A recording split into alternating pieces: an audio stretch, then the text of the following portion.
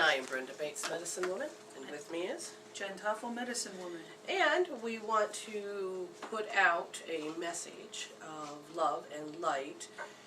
For we have compassion for what has happened today, and we are going to announce the date is Friday, December 14th, 2012.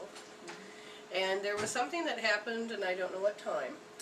It was, the first message that I got about it was around 1 o'clock, 1 or 2 o'clock today. Okay. And there was something tragedy that occurred. Now, I'm going to do my best to help you understand why from a soul's perspective. From where was it at? It was at Sandy Hook Elementary School in Newtown, Connecticut, where over 20 people were shot. The reports are still coming in as to how many lives were lost. And we will take and look at that energy of that area. Now, some people understand the premises of what pain, sorrow, tragedy is, and how to blame, and how to get mad, and how to fight back, and how to protect, and how to go into survival mode. And we're going to show you a lot more behind the scenes about what it is that your ego, your human mindset, the over-identities occur. So, as I send out my birthday wishes to everybody today, I also, the people that are in my Facebook, and I do my best to say happy birthday to everybody. There are some people that I am also sending out light and love and compassion to all around. And it doesn't mean that you need to douse your light, but it also is great that we can recognize and send light and love to work in harmony together. Death is an interesting thing because death is a change. And this is where a lot of times, because we run into survival mode, we have an issue with change altogether. Change can be as easy as blinking, as fast as a blink, quick as putting a smile on your face. I did used to say change was easy as changing your underwear until I hurt my back and I can't even seem to get my own underwear on by myself without hurting myself or falling down. So it's like, okay, so Spirit has taught me and understand. It was a funny metaphor, but now it means something more. So it depends on what change is. Most people are used to being changed from happy to sadness very quickly. Most people are used to being a happy pessimistic, meaning you can allow yourself to be pessimistic, and that will help kind of ward off the demons that seem to draw to you all of the hellish sorrow and sadness that's upon the earth. And if you play in the part of the game on a certain scale of being a pessimistic, then you don't have to worry about it being ripped and taken away, because there is a lot of thought processes that are scrambling around in the left brain, right brain of why this could occur. And a lot of people are saying, it's because we're coming to the light so much that the dark is now in attack. Well, I used to have that thought of belief system until I walked into a classroom one day where it was pitch dark, and then all of a sudden I turned on the light, and what happened to the dark? What do I always tell you happens to the dark, Jen? It's got to transform or accommodate the light that's coming in. Yeah, and so they are actually working in tangent of teamwork. It's just the light refracts just enough that the dark shows another light. There's different shades of, I'm not saying that word gray, but different shades of darkness and light, and there are different shades of gray that happens within the idea. Apparently you've read the book. But there's all of these different things occur, and when we have to understand, what are we as humans? My friend, she had lost her sister to cancer, and the hardest part for her was to understand, why would her sister choose this? And you have to understand the difference between conscious and unconscious programming. Consciously is what? What are we doing right now? Having a conversation. And we're picking and choosing to listen or to talk, and we are consciously interacting, correct? Right, there's an intention behind what we're doing. Good, and then as I'm talking to you about that, and to you using your intention to figure out what you want to answer, correct? Yes. Okay, so this is a conscious interaction. Now sometimes people say, well, I've seen people just act weird, they don't consciously interact. That's because their intention is to be on automatic response. and then automatic responses, you're still able to do all the functionings that you normally would do, but you're not consciously, with intention, participating. Right, there's a checkout that's going on, and just, yeah, you just go through your day, and, you know, I don't have to put too much thought or effort into what's going on. And a checkout process can be anywhere is a coping mechanism of being bored, separating yourself from spirit, to putting yourself into a suppressed, or you depress that part of yourself because you don't want to interact. We had a friend one time, he was being chastised, so he checked out by, you know, looking at his texts and his phone, and the person was mad. Why aren't you paying attention to me? Why aren't you doing this? The person yelling at him had the intention of harming him. And he decided that he was going to intentionally just not participate in the conversation. And give them the satisfaction. Exactly. So there is all these different ways that we as humans function, but we never are taught these things, which is important for us to understand. Now, going a little bit further on this whole ordeal, it is very simple that our frontal lobe creates our reality. Our frontal lobe it's a very important piece, okay? And the frontal lobe helps engage in spirit. It helps engage in life. It is part of that spark. It is part of that creation. When they used to do, lobotomies, or what do you call them? They used to enter up through the eyelids, and then they would scramble the frontal lobe. And literally, you are not able to participate in your intention of your day, to create your day. You can do manual functioning things because your body knows what a habitual moment is. It keeps going back to that particular part. Your body also knows how to survive, so if it is gasping for air, then your body will start flinging itself around to get that air back, to get your attention and saying something, hey, help me do this, okay? But the idea of the frontal lobe is very huge because it is the creation. It's how we create our reality with our intent, with working together. Now, to understand this, there's going to be a lot of stuff they're going to be flinging at you, and we have called in our guides and helpers all over the world to help you understand, and I know there's a lot of questions. Going back to what I was telling you about my friend and her loss of her sister, well, why would she choose that? I said she didn't consciously choose this. Her soul did. Well, why would her soul do such a thing? And I said, her soul is not an emotional or mental entity. It is an operating system that records our adventures on this planet. It helps hold all of the memories and all of the different polarities, and it holds all of the consciousness, the 7 layers of consciousness, which I refer to as the chakras. And it separates and stores, and it picks up 4 billion bits of information every second, every minute, or whatever it is. But we can only handle consciously 2,000 bits, and that we don't have to intently participate in that 2,000 bits, but our sensory system does, because we have a dominating sensory system when we're under stress, but we have sensory systems that work together in harmony to some degree. Now, and we've got I was going to say, we've got the sympathetic and parasympathetic systems that are keeping our bodies going, that we're not consciously engaged with either. Correct, and so the body has an incredible intelligence all by itself, and it knows how to operate, but we are the programmers. That's what's very important to understand. Now, her soul, we have to learn to respect the soul. The hardest part was when I was taking care of my mother. Well, why couldn't I save her? You know, I had sisters that were telling me, well, you did a bad job, she died, why didn't you save her? And it's like, what the hell? You weren't here for 4 years taking care of her. They put an expiration date on her foot and said she was supposed to die within a year and a half. I said, she lived for 4 years. I think that's incredible. And, well, she still died, and I know that they were talking out of their pain. They were talking out of their stress, and they were talking out of their frontal lobe, which is very, very important. So now let's take another chunk of information. Your frontal lobe does all the reality, as I said. But when you're stressed, it zeroes in. 80% of the blood leaves the forebrain to go into the limbs to do what? Fight, flight, flee. And so that means it has to do something to the adrenals, do something to the heart, do something to the respiratory. It has to do something with the organs to get it prepared to do the fight, flight, freeze. Okay? Now, when that is, the frontal lobe zeroes in on the left brain capacity to survive. The right brain understands everything. It is the connection to the higher self, and it knows that big details why this bigger picture had to occur, for all the little details that have to do, and why this has to happen, why the domino effect has to happen over here.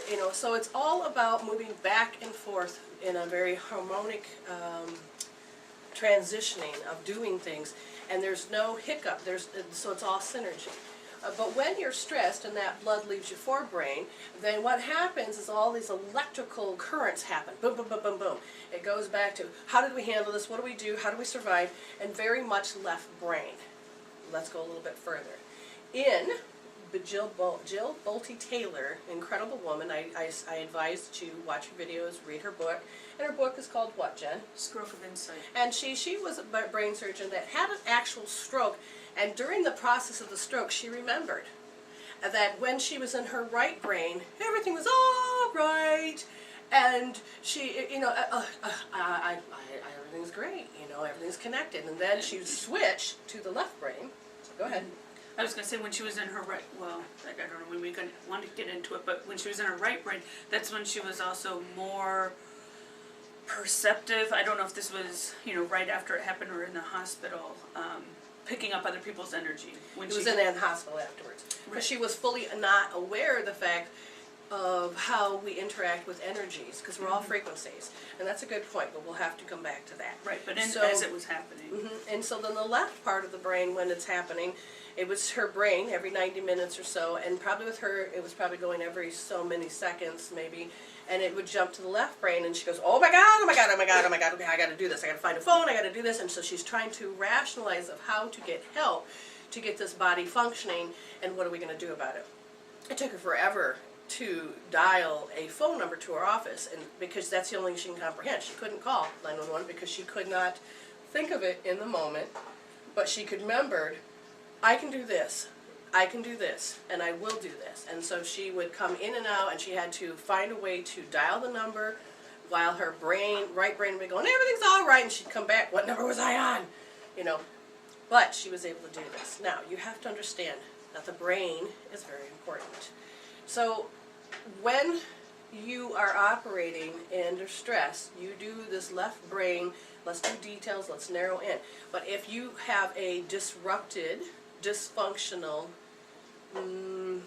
operating system that says this is what your coping, dealing way to stress is, then you can have one that is so chaotic that is just going to keep you in a trap. It's an endless cycle like depression.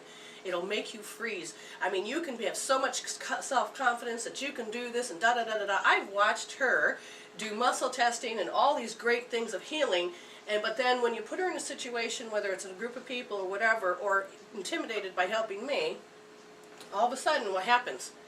Die. And what happens for you? Tell me, what do you feel? Because you know it's coming. You can sense it's coming.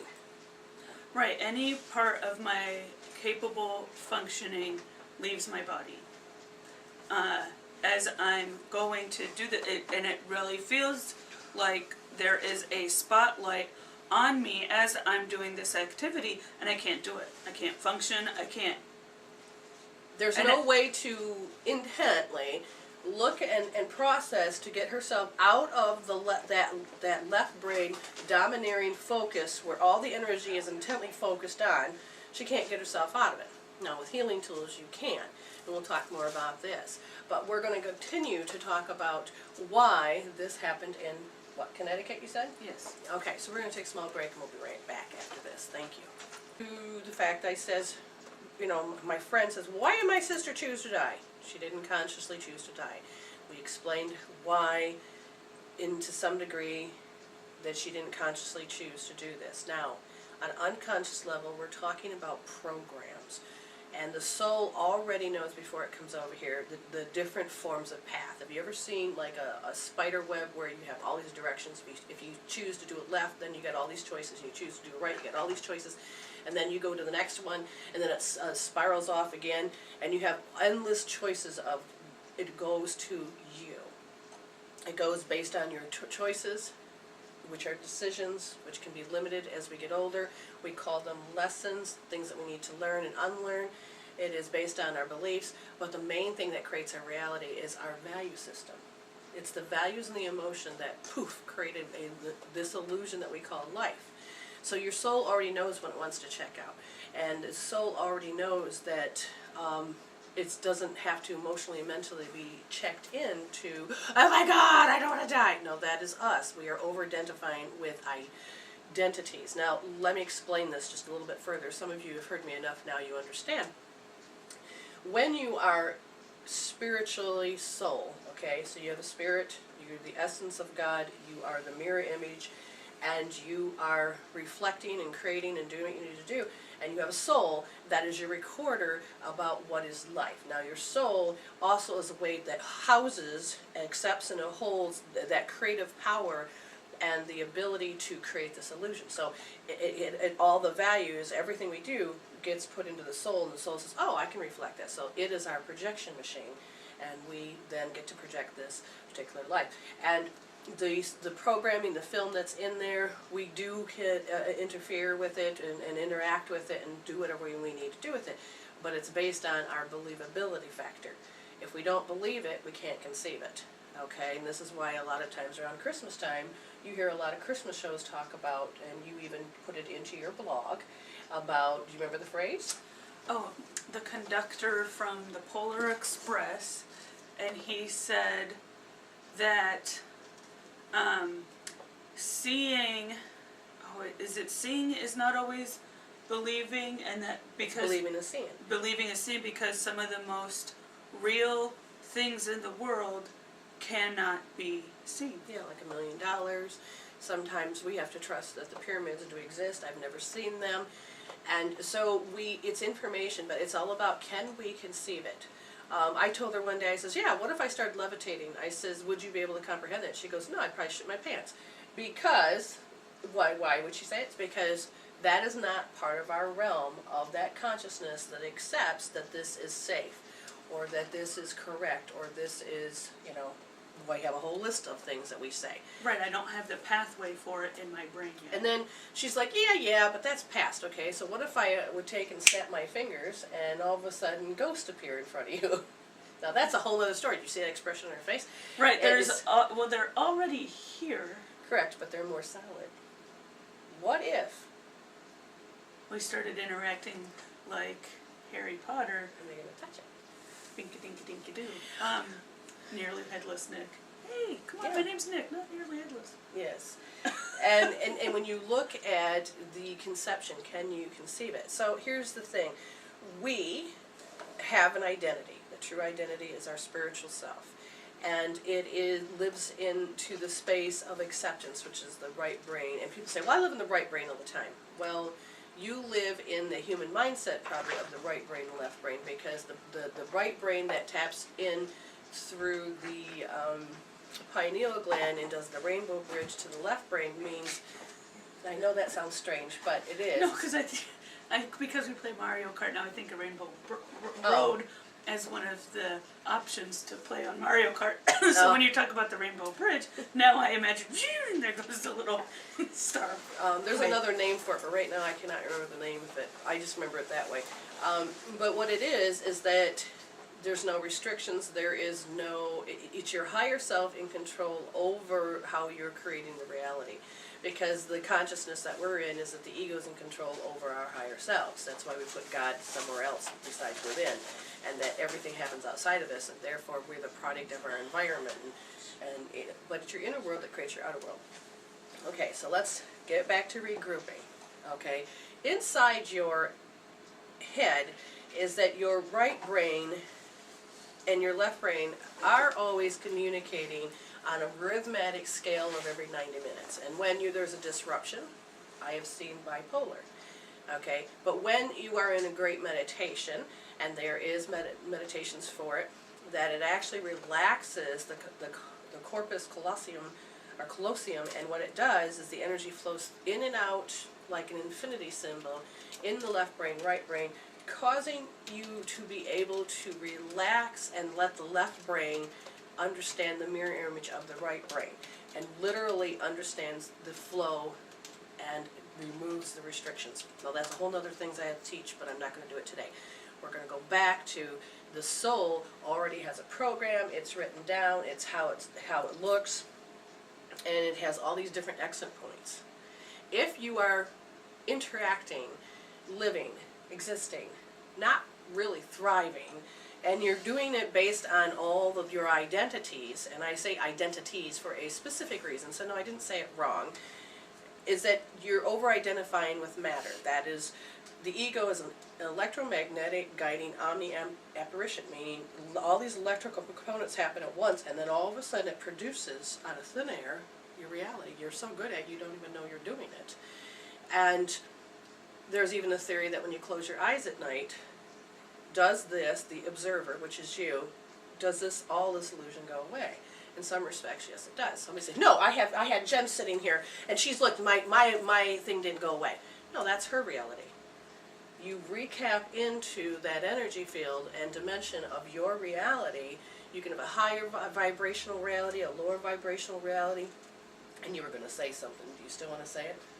Well, it's like when you close or open the refrigerator and the light comes on or goes off, what happens inside the refrigerator?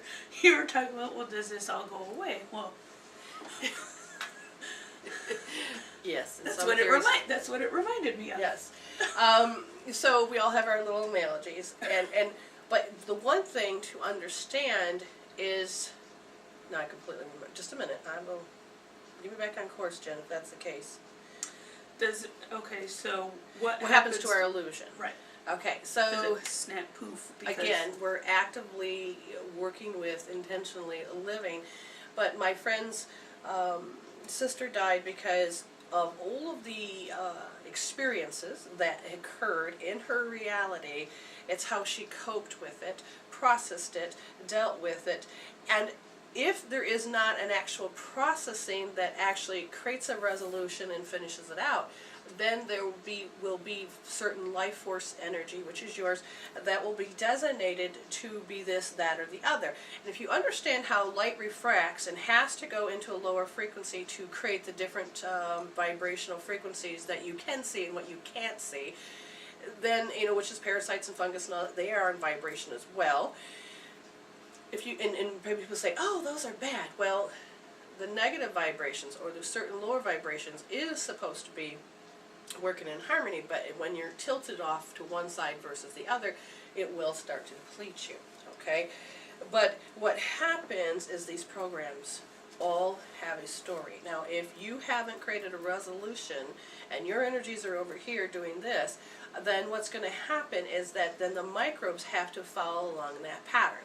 For instance, a good reference tool would be go to the Emotion Code book, or take the class of the Body Code from Nelson Bradley. And like for instance, I'm going to use Jen as an example if you're watching the video. And so let's say she, on her shoulder right here, she had hit it when she maybe fell out of the swing, but the memory of her sister laughing at her would leave a mark. Now, it would mark it with a word that we would call a negative emotion. Okay? And literally, it can sit there. And that happens is that it refracted through the light, and this particular vibration, and maybe it's a circle, it could be the size of a grapefruit or small as a walnut, depends on what it is. And what can happen is this will hold the frequency rate of that memory, that experience, okay? And it can be deeply embedded, okay? When she brings it to consciousness and thinks it to consciousness, you can magnetically pull it out of your body. But the more she thinks about it, it'll then come to the surface and it can get bigger and bigger. Now, this is where all of a sudden you're taking all the vitamins, you're eating all the right meals, you're doing everything, but why does this hurt? There's got to be a medical reason. There's got to be some type of particular reason, okay? And so we're telling you on an emotional factor, this is what happens with the vibration. Now, that can be healed. The body recorded it, we can help it create a resolution, and there's all this type of healing tools. So this will always vibrate this. If she happened at 2 and now she's 39, that's quite a few years that her body can be carrying this around, and it can be flare up. It doesn't have to be active. It can be dormant. It can do many things. But if she were to hear somebody have that tone that her sister has on laughing, this could easily flare up. Are you with me so far, Jen? Yeah, I was actually thinking of an analogy. So with DVDs and CDs, they get scratches, they get fingerprints on them, things happen, and there is a disc repair. There's a way to repair that so that it can play correctly, and that to some degree is, I like that analogy. kind of what it is what a healing tool will do to help repair that energy or repair that body part. And it is, and going a little further, it helps repair, but the body then says, oh, wait a minute, we can file away the memory, take in the dross of the negativity and wipe it off like the fingerprint, but get it back to the original state. Now, let's just clear that off. Now, here's the other part. Let's say there was another incident that occurred that was very negative, and she had hurt her body, or she didn't even hurt her body, it was all of a sudden happened to her. But have you ever hear a bell, and you tap it and you hear it, right? But then we no longer hear it. What do? We think that it's Stopped. It's stopped. But if you were to take some listening device, you would then hear, even hours later, that what? Or if you had special glasses that you could actually see the air vibration of the air around the bell, you would still see it vibrating. Yes. And people say, what do you mean? Well, look at your screen. Sometimes your computer screen will show you the different hertz that are on it, and there's different settings, the DPI and all these other things that you can change that actually would change the way that your eyes reciprocate back to the screen. And so, again, it's called resonating energy, and that can echo for a lifetime. You can disrupt it, though, but it is marking a specific event that happened at a certain time, okay? Now let's go a little further. There's also other things like broadcast messages, which is something occurred and she was unable to really process this out. So it's another form of coping mechanism. And she will then stay away, or I'm hurt. And what will happen is this energy will come off and anybody else will come along and pick it up. Now, these are very important for you to understand why Connecticut happened today. Because there are certain frequencies that are happening that are unseen. We can't fathom that they could be there, but they're there, and we've helped people heal, and we've helped people move through. The body does many more things. I'm not going to go any further into that. What I want you to understand is that your interaction with your daily life, even in your sleeping life, and even in your automatic response life, because if you watch the movie Click, he goes, when did I agree to go out to dinner with my parents? And it was when he was on automatic response. She asked him, he goes, yeah, well, yeah. He wasn't playing along. I've watched my husband, I've talked to him, and he'll give me the automatic response.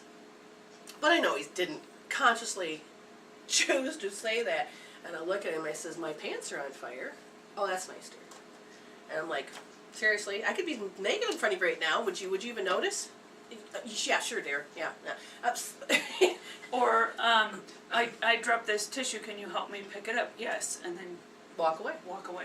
So there are a lot of ways that you cope and deal. There's nothing wrong with it. You know a child has to pacify because it has to figure out how to process what it doesn't understand yet.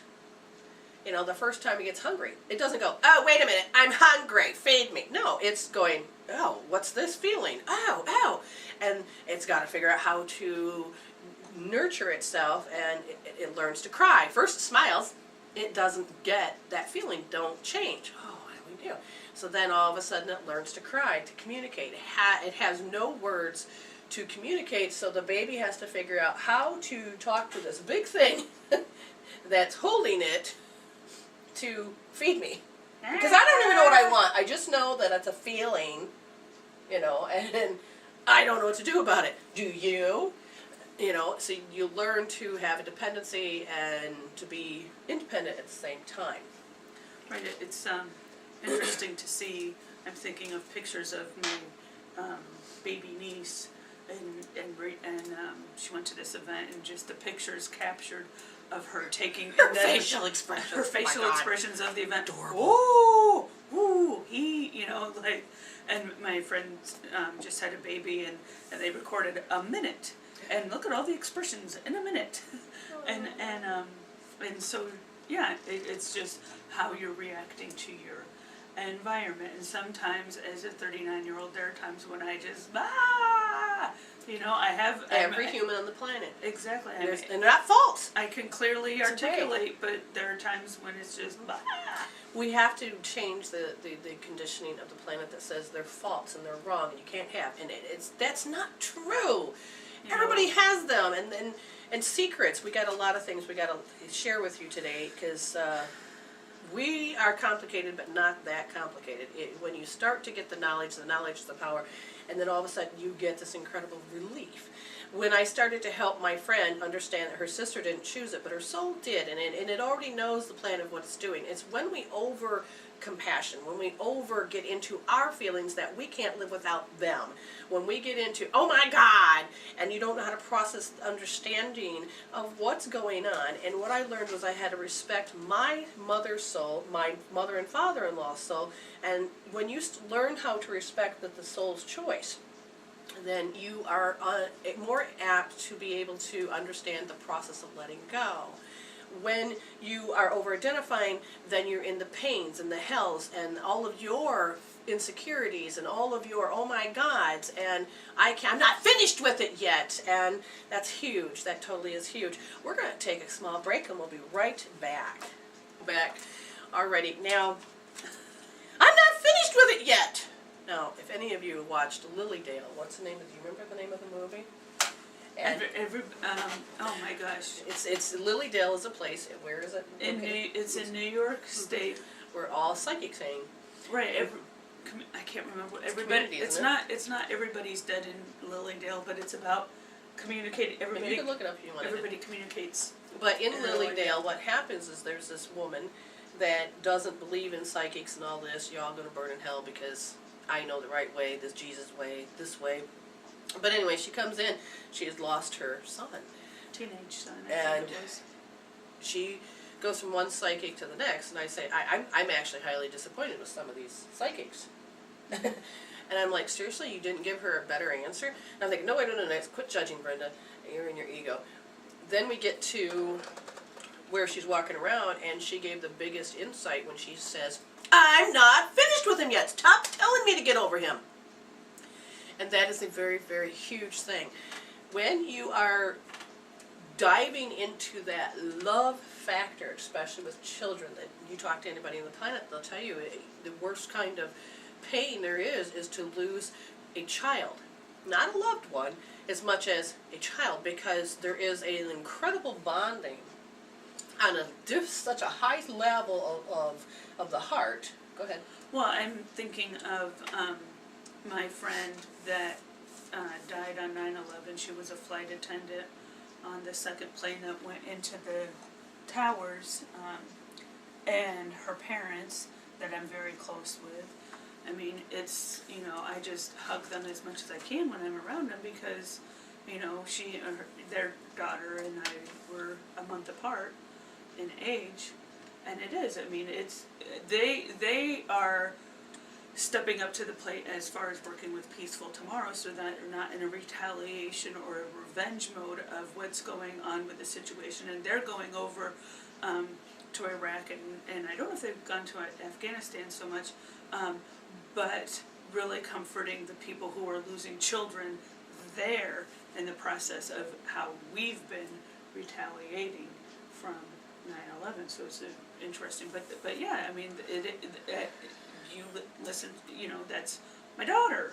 Mm-hmm. It is, and you know, I'm fortunate to have my two beautiful children, and I'm thankful. But I also then was a witness to my mother losing her son in a tragic car accident.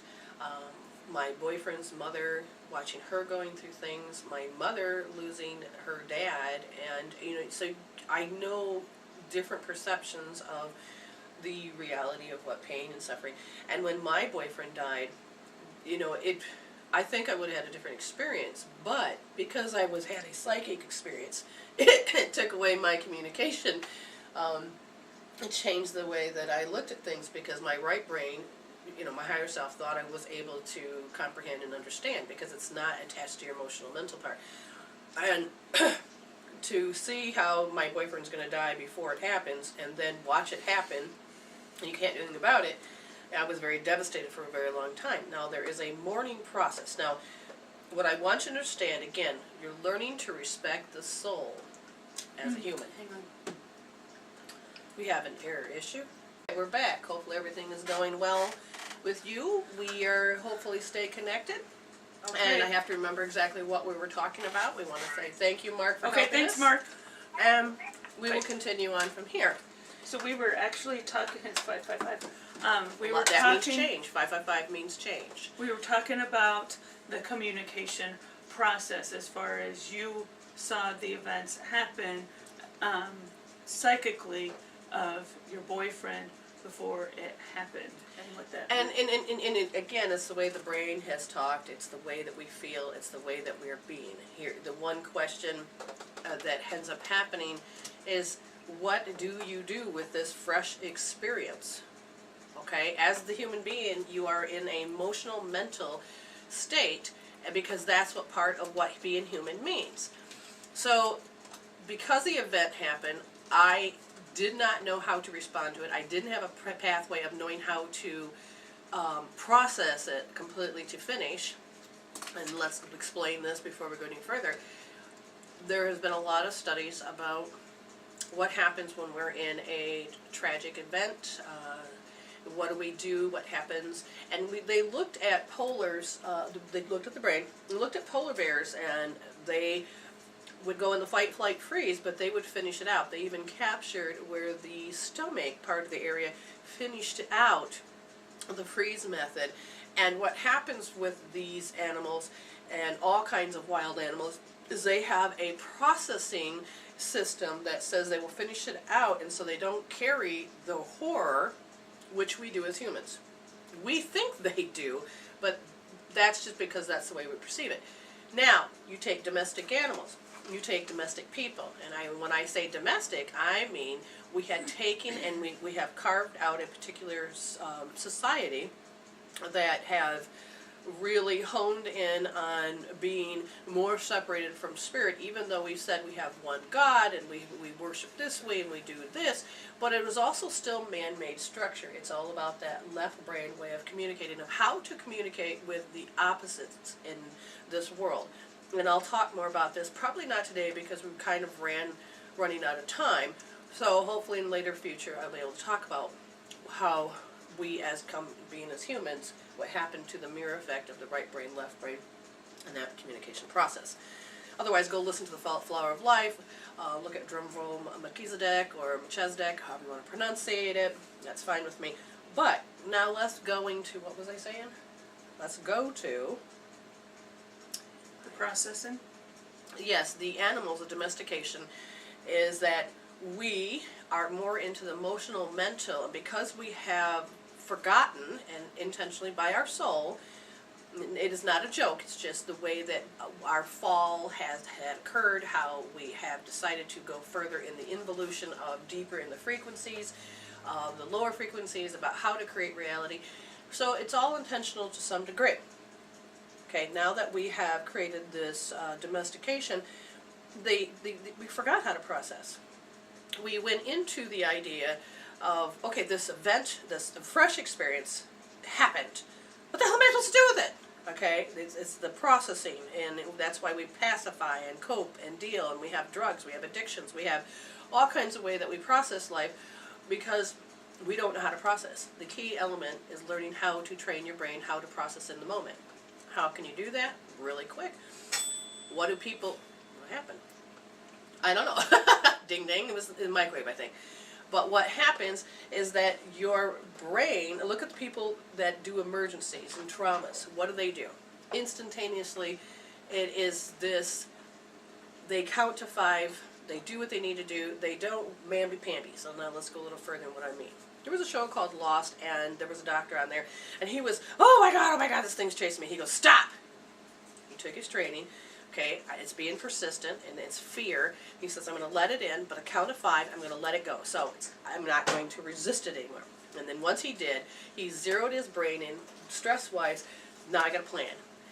People in trauma centers, you used to help out in the hospitals. Right, as in my chaplain training, I have to be clear about the language that I use on that. But as far as chaplain training, yeah, as attending a trauma, because these were level 1 trauma centers, meaning that they were the first place, First responders. first place for emergency vehicles to go to help with the traumas. And as chaplain being off to the side, you know, I'm there for the family and whoever needed comfort and consoling and that, and any spiritual needs and that kind of thing.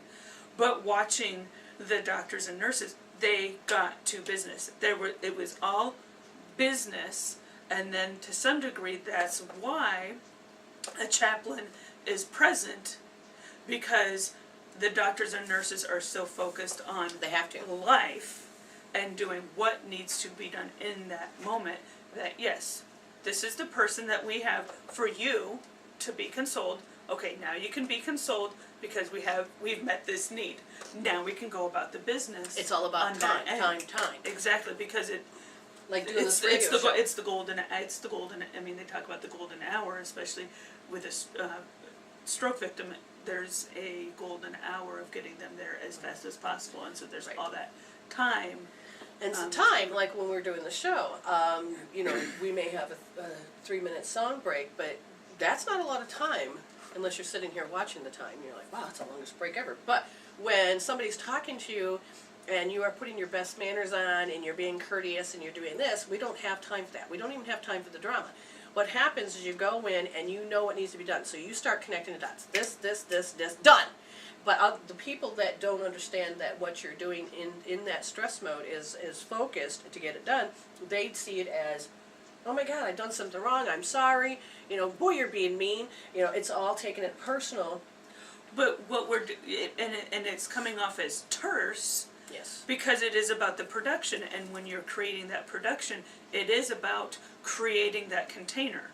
Okay, we've created this container, and now all kinds of spontaneous things can happen within this 2-hour period because the container has been created.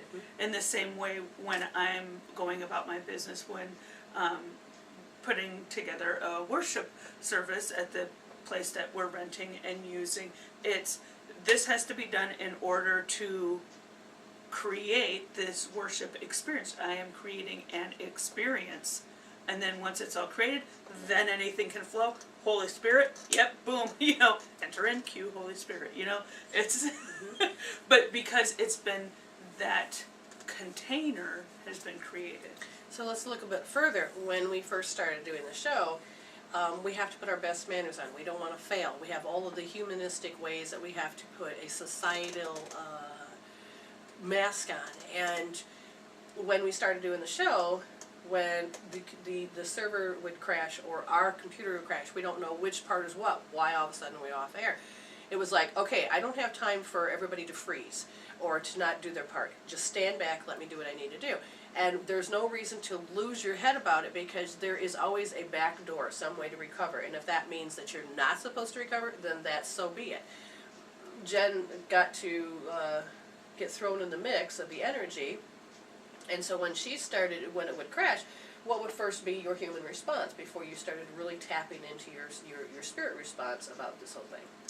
I initially would feel the blame that I did it because I'm sitting here in front of the computer next to the keyboard. Oh my gosh, now it's that person. All right, so they did it. So now let's look at that. You know, what happens is that that's a program from when you're a child, and it is the way that you interact with relationships about what are relationships. So you learn to observe the environment and time, and your body picks up these cues and marks them in your body, and then it sends signals to the brain, and then all of a sudden you create a chemical peptide, and so then everything creates this reaction. And it's like, no, we need to help you retrain your brain, heal it, whatever we need to do, to help you understand that there is a reason for it. I don't even matter if it is her fault. We don't want to spend 10 minutes trying to figure that out or talk about it. It is about, this happened. It happened in a sequence. It doesn't matter. There's a whole story of why it occurred if we needed to really look at it.